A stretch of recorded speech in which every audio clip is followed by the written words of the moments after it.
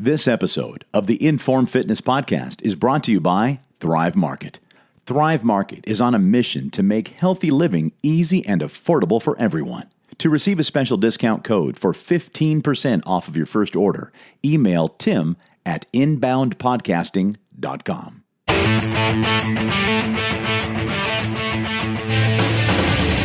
InForm Nation, welcome in. You're listening to the InForm Fitness Podcast, 20 minutes with Adam Zickerman and friends. I'm Tim Edwards with the Inbound Podcasting Network, and joining us from the Toluca Lake InForm Fitness Studio here in Los Angeles is Sheila Melody. Hey, Sheila. Hey, guys. And across the country in New York City, the GM from the Manhattan location is Mike Rogers. What's up, Mike? Hello. And... Hello, Tim. Hello, Sheila.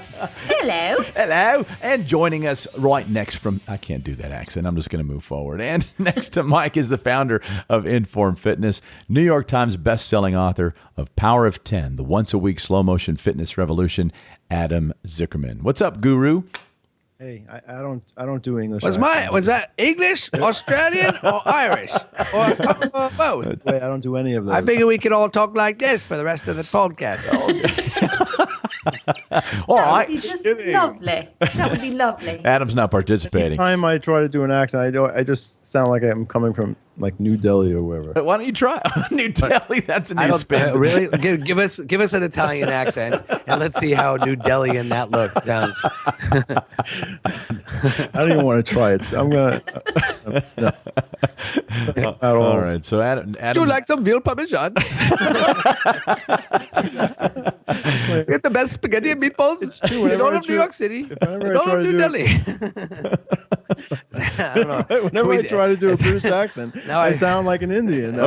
So you know there's no way we can let you go any further without trying. So why don't you just give us a couple of sentences on the Power of 10 in your Italian accent? New Delhi. Park the car. Hey. Oh, okay. Yeah, that is New Delhi. All right. Wow. You're right. You don't sound like you're from That was Boston. in Boston, right? That's an Indian that lives in Boston. There it is. Yes. Okay, Adam, don't do accents. Okay. Don't do that anymore. I really didn't expect that Adam, to don't be. do that. Stop doing that. No. That hurts. I didn't expect that to actually be true, but it is. It kind of is. It's kind of spot on. So one day while Adam was at a New Delhi restaurant in Boston, he ran across this Time magazine. Yes, I was eating chicken mukni. Yes. I don't even Alone, so I figured I'd grab it Right across from Paul Revere's house, reflecting on his midnight ride. That's a few hundred years later. Chicken curry, chicken butter masala. And I see the cover of the Time magazine article that came out in September of this year. Mm-hmm. And right on the cover it says "The Exercise Cure." So you were hooked immediately. Yeah, and the subtitle was "The Surprising Science of a Life-Changing Workout." And we were like, "Wait a second, we do exercise. Wait a second. This may be relevant to Wait a us." second, I have the life-changing workout. Let's and see they never here. contacted me when they wrote this article, so of course I threw away my chicken mukni. Good. Cleaned off your Dove fingers. right into this article. And it's such a perfect article for a couple of reasons. One, it cites some of the recent research about exercise and how powerful exercise can be for our health. Adam, you mentioned the McMaster University studies several times in previous episodes. Exactly. And they mentioned it too. They So I was super excited. Mm-hmm. But I was also somewhat, well, I wouldn't say disappointed because it's kind of expected, but I was also like, they had to say that, right? They just had to go and say this or that and go back to the normal dogmatic belief system and contradicting, in a way, what the rest of the article is kind of touting and talking about. Were they contradictions or were they just reporting? They were reporting. I mean, listen, the person writing this article is not a scientist, right? So, and even scientists use the word. For example, I mean, we're not ready to get into this part of it yet. I'd rather talk about some of the other things, but But I'm just saying, like, for example, they used the term aerobic and anaerobic, and in my opinion, wrong again. As most even doctors and exercise physiologists refer to them wrong, because we have this idea of what anaerobic exercise and aerobic exercise is, but it's kind of misconstrued. Well, let's not jump ahead. Actually, let's go ahead and please, you mentioned the name of the article, and they interviewed Dr. Tarnopolsky, who is yes, he's one of the researchers at McMaster University. And so let's go into what the article had to say a little bit first about what you agreed with. Then we'll go into a little bit of maybe some of the contradictions / reportings and findings. Yeah. Somewhat confusing. Yeah. So the good stuff, the stuff I'm really excited about. And I'm mostly excited than I am somewhat disappointed, for sure. Yeah, some of the research that's going to be taking place, as mentioned in this article, is very exciting and really supports what we're doing here at InForm Fitness. Yeah, well, you know what's kind of interesting? Adam told me. I read the article also independently, but Adam recommended the article to a few clients to read, and they were like, "Why did you ask me to read this artitle?" Yes, Because it's kind of we are jumping ahead again. Yeah. So because again, the article talks about a lot of things we are talking about, and we tell our clients, which is this. And let's get into this study that you just mentioned from Mark Tarnopolsky. Tarnopolsky. It's a hard name to pronounce. Mm-hmm. Tarnopolsky. So this doctor did a really cool study. So there are these mice that have this genetic disease that ages them extremely fast. So like if the normal lifespan of a mouse is like 7 years, these mice get old and die of old age, and the disease is associated with old age within like a year or maybe sooner. And I believe other animals, and I think even human, there's a disease for humans too that ages them very, very rapidly. It's kind of the opposite of that movie with Brad Pitt, where he starts getting younger. Right. So there are these metabolic genetic diseases that actually age you at an accelerated rate. So these mice are a perfect type of subject to test whether exercise is truly, as I've said very often, the fountain of youth. Mm-hmm. So what they did is they took half the group of mice that had this disease and as the control group, and they didn't do anything with them. And the other half of the group actually exercised. And the progression of the genetic disease, the bottom line here is the progression of the genetic disease was delayed substantially, significantly. I mean, this was a double-blind study. In other words, the researchers had no idea which mice were the control group and which mice were exercising. In the experimental group. Mm-hmm. Right, the experimental group. And what ended up happening was they without even looking at the, which was which at the end, they knew. Very different. Because the group of mice that were actually exercising looked practically as good as mice that didn't have this disease. Mm-hmm. So I've always been saying that, when you do intense exercise especially, there are physiological changes that are occurring that truly keep you from aging, as even at a normal pace. So it's profound. It's profound. And that's why the name of this article is called The Exercise Cure. And now, obviously, it's not making us immortal, but like these mice, we suspect that exercise can really delay the aging process, or delay entropy, as I like to say, this breaking down, this eventual breaking down of our bodies. So that's exciting. That was really exciting. Now, obviously, that's good news for mice, as the article says. Right. And of course, we'd be wrong to extrapolate that to human beings at this point, but it definitely warrants further study and is very promising. Yeah, there's a couple of things in that I'm just going to quote real quick that I thought were interesting. First of all, from before the study that's coming up, it said next year the NIH will launch its 6-year, $170 million study with a group of about 3,000 sedentary people ranging in age from children to the elderly. They will start an exercise program and then donate blood, fat, and muscle before and after. they exercise. Scientists will then examine samples for clues of how the body changes with physical activity. The control group that doesn't exercise will also be tracked for comparison. So that's the general thing. But Yeah, so we're discovering all these new proteins, and we're looking at markers now that we never looked at before. Markers that are a little bit more accurate to determining whether we're really truly getting a benefit. And like the article talks about, we've always known in a observational sense that exercise is good for us. What the article is talking about now is as we really start narrowing down on what is actually happening when we exercise and why it's good for us and what's happening that makes it good for us. What is actually happening? What are the mechanisms happening that make us younger? We're finding these things out now. So instead of doctors or even trainers telling their patients or clients, well, exercise is good for you, we can narrow down exactly how it's good for you and exactly the kind of dosage you will need for this result, kind of like we know what kind of dosage of medicine to give for somebody for some kind of ailment that they have. So it's going to get very, very specific instead of just like this, just exercise.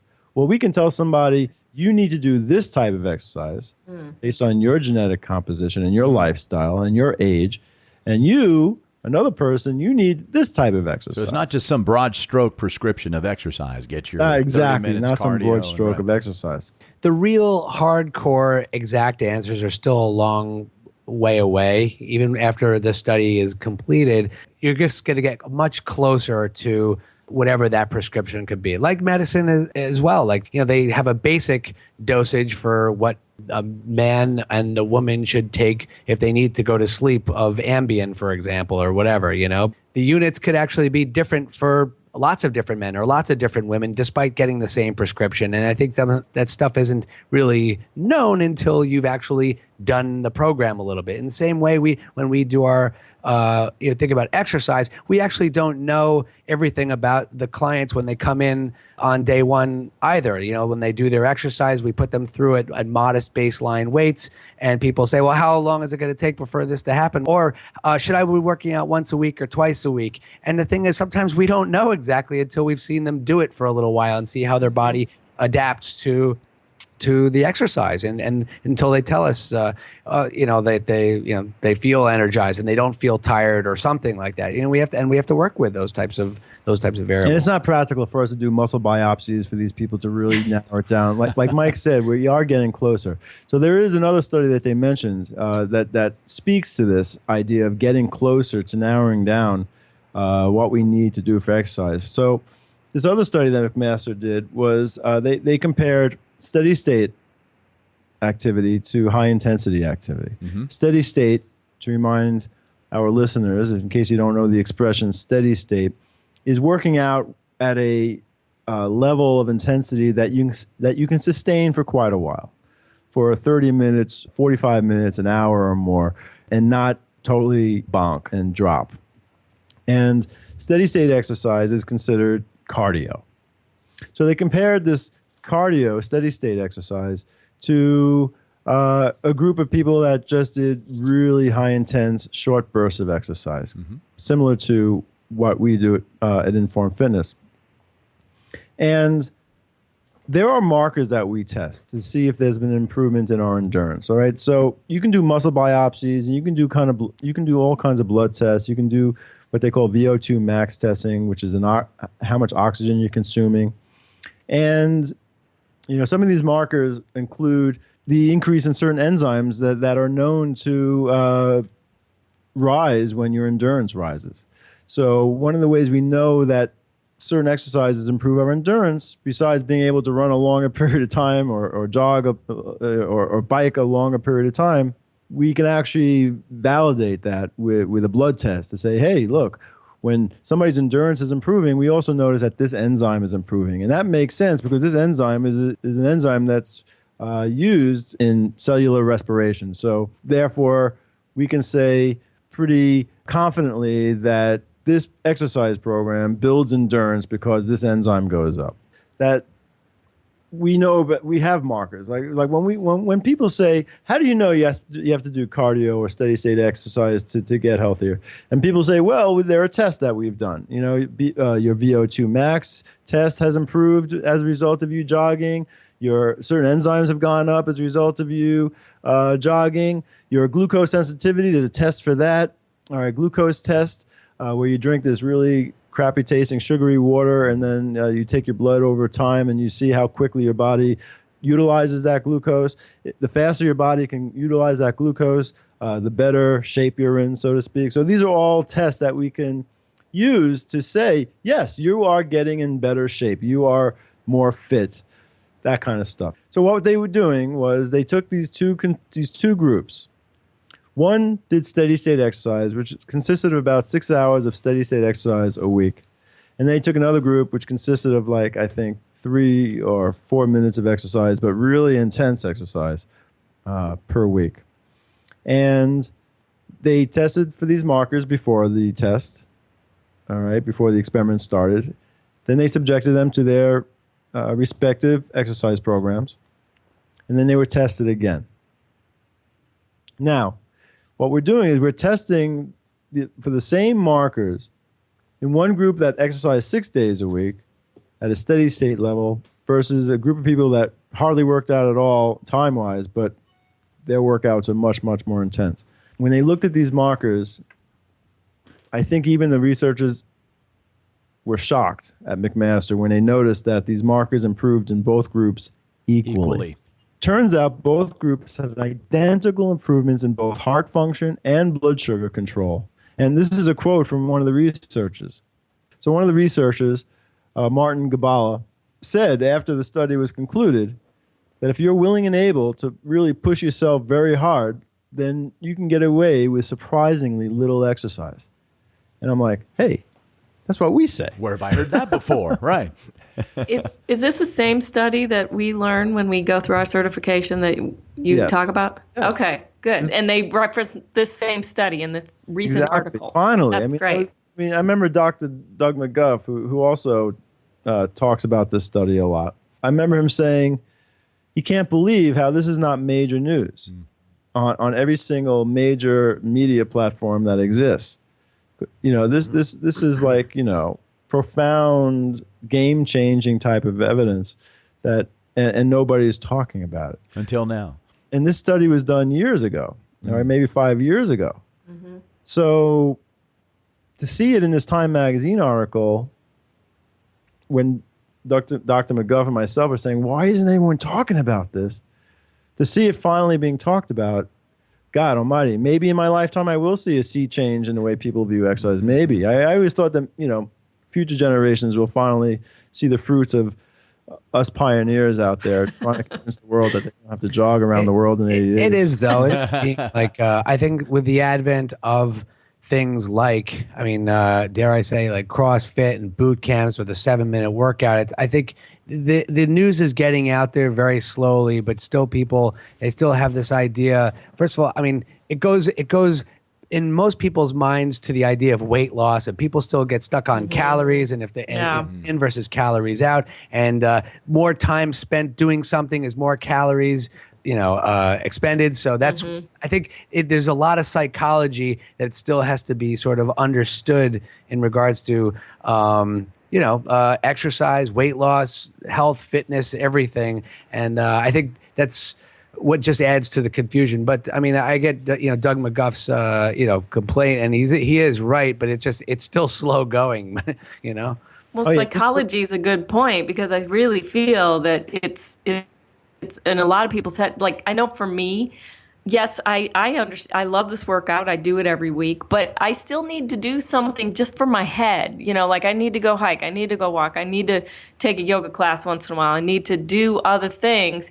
And that, I know, it makes me feel, more positive, better. I eat better, all those things. And so regardless of all these tests, that's what the thing is. There's so much psychology to exercise. Yeah, and the psychology that a lot of people, and myself included, really wrestle with is, all of that science is great and time seems to be the biggest issue for people. The old traditional way we were taught to do exercise that Adam is talking about, with all of this running and, get your 30 minutes in a day or whatever it might be, is time. People really have the time to go to the gym, do what they need to do 3-4 times a week? The answer for me was no. I've been doing this exercise with you, Sheila, at Toluca Lake for now right at 11 months. Oh my gosh. And so I'm almost at a year, and it's because it's doable and it's effective. I wouldn't keep going if it weren't effective. And we have to do a 1-year workout. That's right. I think what Adam's trying to say is before, and this is where you really feel it, is you want to make sure that everyone out there knows that the option is available. You know what I'm saying? That they don't just, because they can't exercise 150 minutes a week, or whatever's prescribed by, by the powers that be. Right. That hey, wait a second, you do have this option. It's 20 minutes long. Yes, you have to push really, really hard. It's not easy to do. If you have a good trainer and a nice environment to do it in, it's going to be safe, and et cetera, et cetera. And I think that's the thing. People need to know that an option is available that is very intense but extremely safe. And I think that's where the complaint is. And effective. Well, when Martin Gabala made that quote, the key thing to me is when he said, if somebody is willing and able to work out this hard. So this is the thing, so you have options, all right?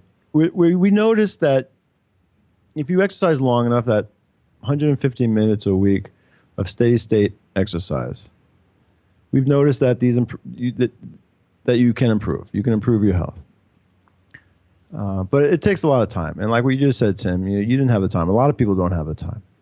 So if you're willing to push a little bit harder, or a lot harder actually, even though it's really, really intense, it's only going to take you, 10, 15, 20 minutes, you have to be willing to push yourself that hard. So it's a trade-off. Do you want to spend the time to get to good shape, or do you or you rather not spend the time but up the intensity? It's also that's one piece of the puzzle, but it's also when you're doing the 150 minutes a week of exercise, are you aware of a lot of the liabilities that are associated with all that time spent doing the exercise? And that's exactly another thing that's sometimes is not even addressed. I looked at I don't know if it's the most recent study, but the last study done by American Heart Association, when they prescribed exercise, they actually said, I wish I had the text with me, but they actually said, because I printed it out and it was cited in Body by Science also.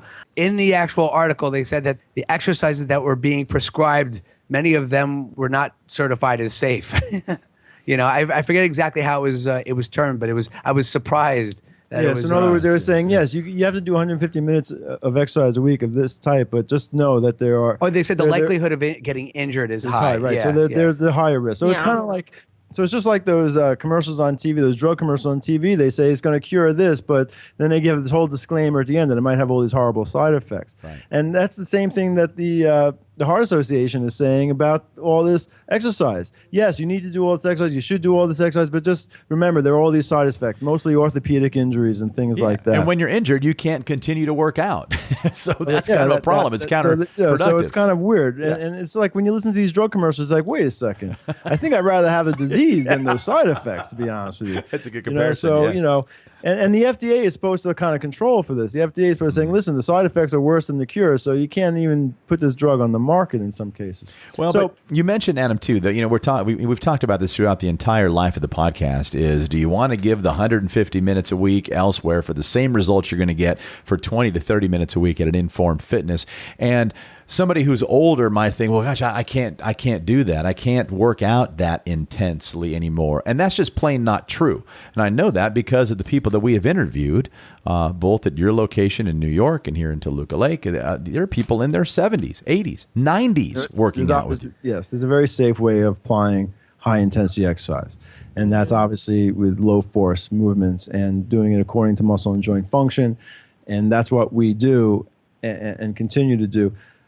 This is the thing about this 150 minutes of exercise, and this is where the article gets a little confusing or convoluted, and that is, in one sentence they say, let me read, there's a sidebar in the article that says this: the World Health Organization and the U.S. Center for Disease Control say that you need 150. That's where we got this 150 minutes of exercise from the World Health Organization and the Center for Disease Control. And they say that you need about 150 minutes of aerobic activity per week and strength training twice a week. So and is the key word there, right? And strength training twice a week, all right? And then further down on the same sidebar, they continue to say that you should do aerobic for endurance exercise and anaerobic for strength. So that's where the pushback Earlier in the article, they just said that the McMaster studies kind of showed that maybe you don't need to do both.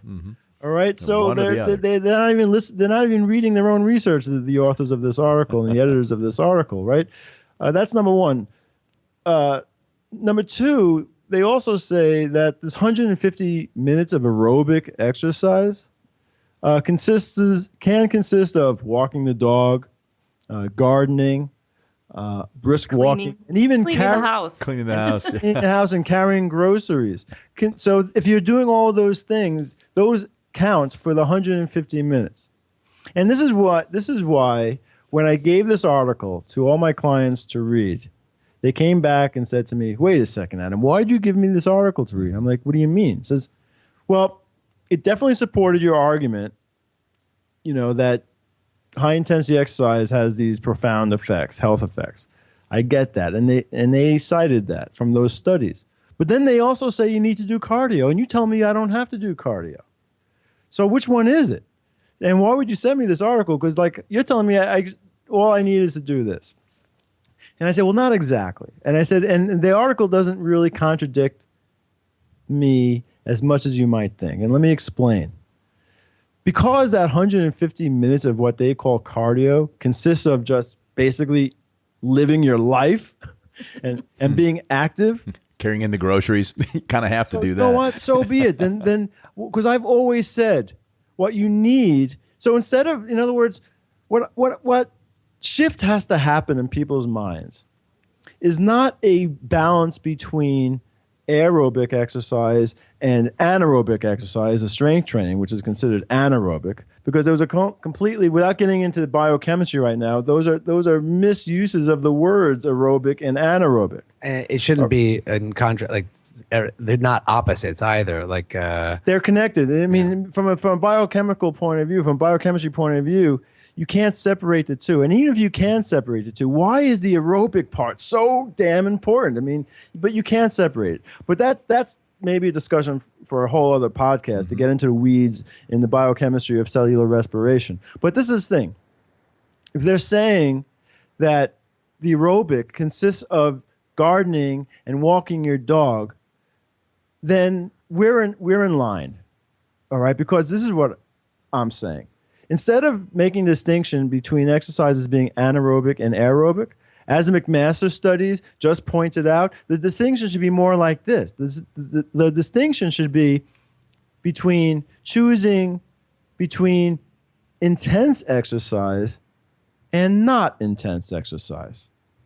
So what I'm saying is, and my response to my clients was this. The article is saying that intense workouts can give you the same benefits as these long steady state workouts. So let's do the intense, all right? And you can move on with your day. And they're saying also that you have to do this aerobic, and I put aerobic in quotes. So all I'm saying is, and I've always said this, listen, do this once a week or twice a week, and then go out and be active. Live your life. Don't be a couch potato. Go walk your dog. Go garden. So I'm telling people to do that anyway, because there are benefits to all these things. All right?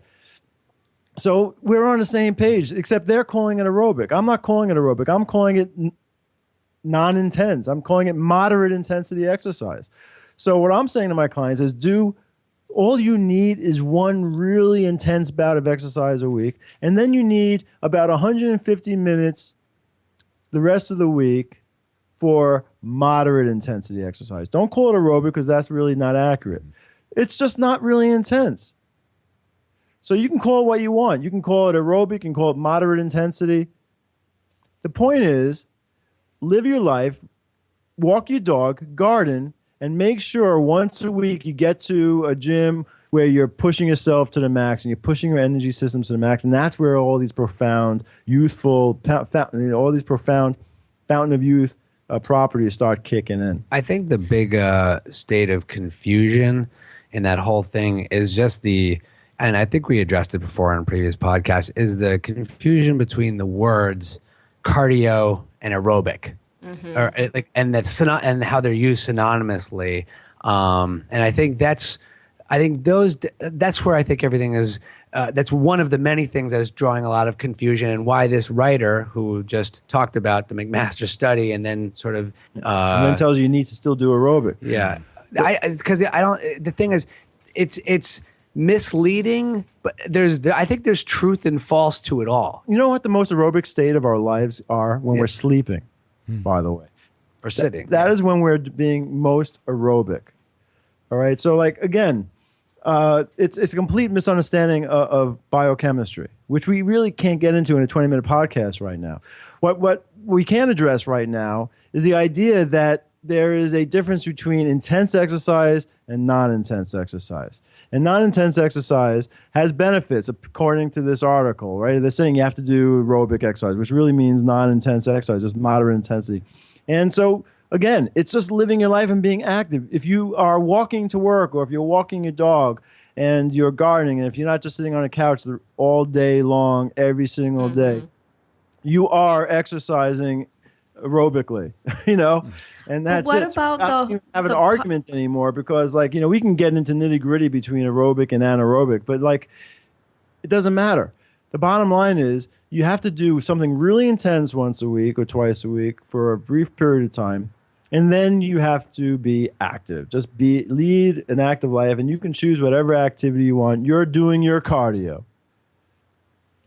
Intensity, there's a lot of discussions here. Like, you just made me think. I was just thinking about my dad, who's 77 and who is very sedentary at the moment. And, I'm trying to encourage him to be a little bit more active. And the thing is, getting up for him and walking to the mailbox is as intense as power of 10 is to me, right now. You know what I'm saying? Yeah, my dad that's too. why I don't even try to tell him to do anything except get up and walk to the mailbox a few times a day, or not that, but to do it at least once. It's not the same as the power of 10, but it's an enormous effort for him, Intensity is relative to the person. I mean, what's intense for one person might not be intense for somebody else.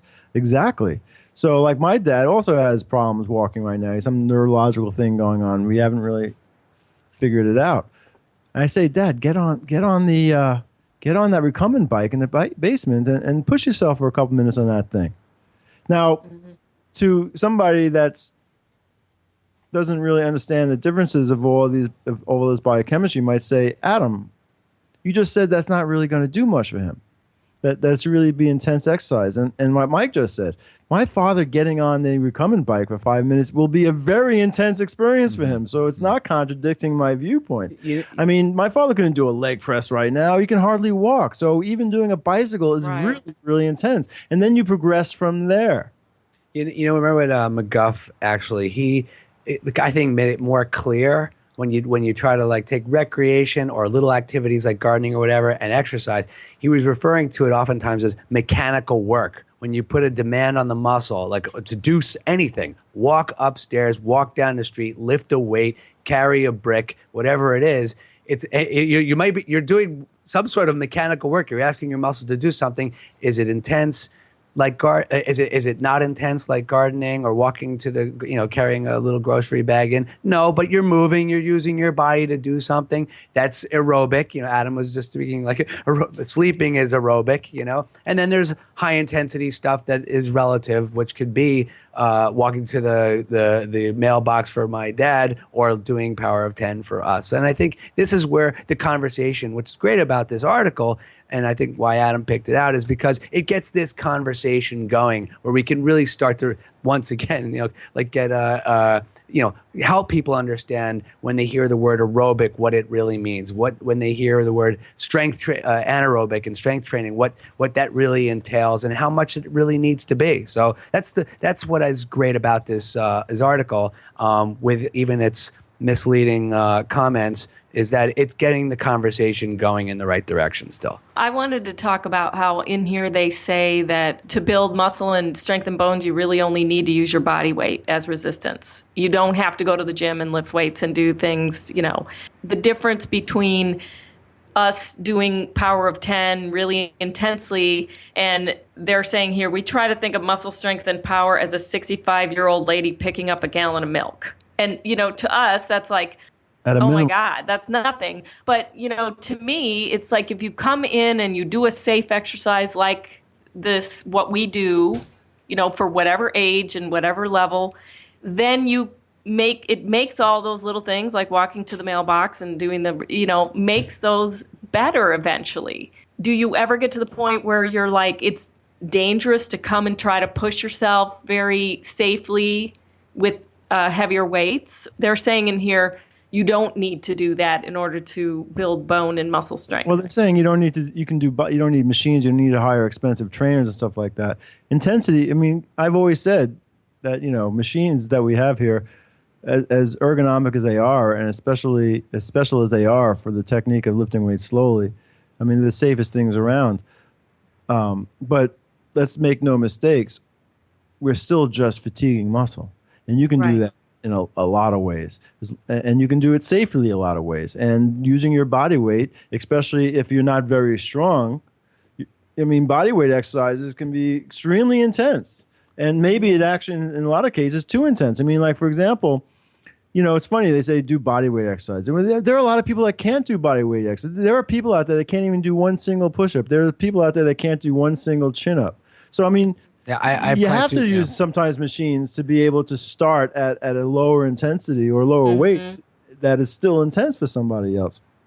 So again, they're talking about the tools. It's irrelevant. Body weight, machines, milk jugs, it's all relevant. It's about intensity, not the tools that you use. That's a whole other discussion. What are the best tools? Well, we can talk about what the best tools and why we go through such great lengths to redesign our equipment. But they're still just tools. Like my father once told me, a good craftsman never blames his tools. So if I had to be stuck on a desert island, which sometimes very appealing, actually, hectic life. If I was stuck on a desert island and I didn't have all my fancy MedX retrofitted equipment here, I'd still know what to do. I'd still know how to give myself an intense workout. And I don't need all this stuff to be really, really strong. I can do a set of chin-ups on a tree, and I can do a wall squat against that tree, and do that for the rest of my life and stay extremely strong. So that's one of these confusing elements that the media and naive or misinformed trainers often project. They don't realize that, like aerobic in general, the word aerobic, all right? If you're doing something on a treadmill, that's aerobic.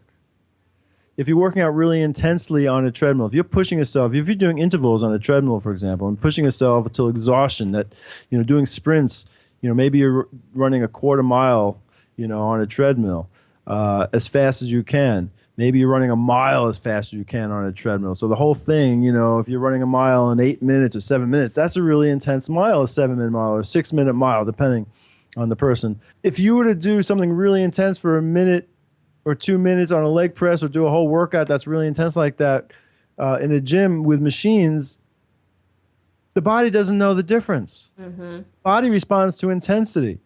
So the tools that you're using to get to this intensity doesn't matter. That's what I'm saying. Our distinction should be between, is the activity intense or is it moderate? You should have 1 or 2 intense workouts a week, and you should have the rest of your workouts, the rest of your 150 required minutes to be moderate. So the real question going forward, when you finish an article like this, to me, the real question is this, and this is where I think science needs to go. And these are the questions that I think science needs to be asking. That is, what is the proper balance between moderate work and intense work? And what unique benefits do each bring?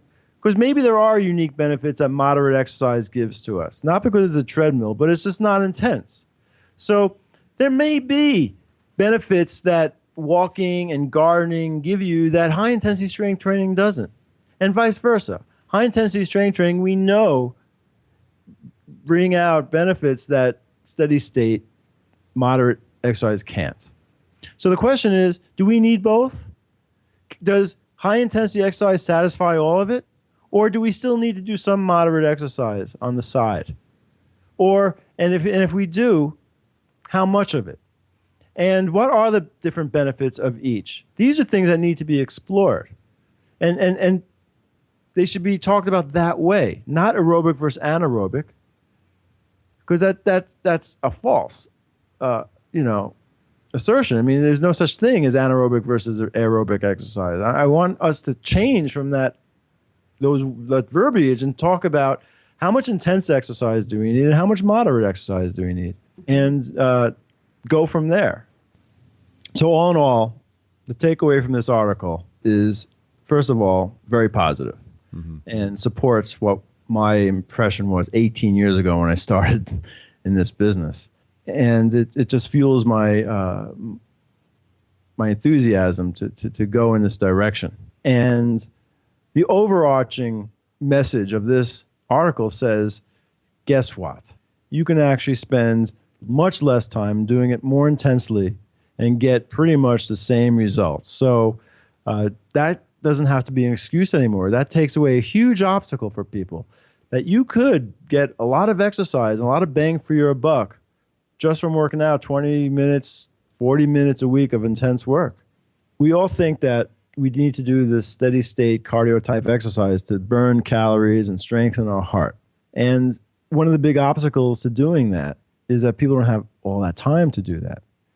And really what this new science is showing us is we can get those benefits without spending all that time. You just have to increase the intensity. So if you increase the intensity, your body will burn more calories, you will raise your metabolism, you will get strong, and you will build endurance. And it doesn't require 150, 200, 300, 400 minutes a week. It can just take about 20 minutes a week. And that's it. No more excuses. Hey, why don't you give the workout a try for yourself, just like I did about a year ago? Visit InFormFitness.com for a list of locations across the U.S. If you don't happen to live near one of the locations, jump on over to Amazon and pick up Adam's book, Power of 10, the once-a-week slow-motion fitness revolution. Inside, you'll find some easy-to-follow instructions to perform this workout at just about any gym or even at home. And back here in the podcast, Adam, Mike, and Sheila can answer a question or respond to a comment you might have regarding the Power of 10. Just shoot us an email or record a voice memo on your phone and send it to podcast@informfitness.com. You can also give us a call at 888-983-5020, extension 3 to leave your comment or question.